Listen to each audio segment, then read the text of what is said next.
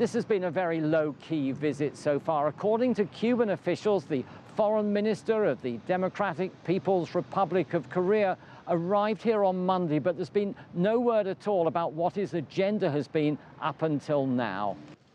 Ri Yong-ho's first public meeting came Wednesday morning when he arrived at the Foreign Ministry in Havana for talks with his Cuban counterpart, Bruno Rodriguez. This meeting comes as both countries face deteriorating relations with the United States. The DPRK is undergoing international pressure to end its nuclear and missile programs. This week, US President Donald Trump placed the DPRK back on its list of state sponsors of terrorism. We strongly reject the unilateral certifications and blacklists established by the government of the United States. Cuba calls for stability and peace on the Korean Peninsula. We believe that a lasting political solution can be achieved only through dialogue and negotiations.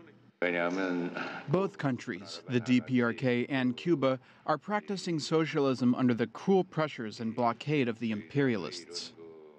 Cuba, for its part, was taken off the state sponsors of terrorism list by former US President Barack Obama, but it is now facing new restrictions on trade and travel from the United States. Cuba and the DPRK have been close politically since the early days of the Cuban Revolution, establishing diplomatic relations back in 1960. And Cuba is one of the very few countries that doesn't have diplomatic relations with South Korea. There's very little trade between the two countries, and this visit appears to be more about showing solidarity in the face of outside pressure. Michael Voss, CGTN, Havana.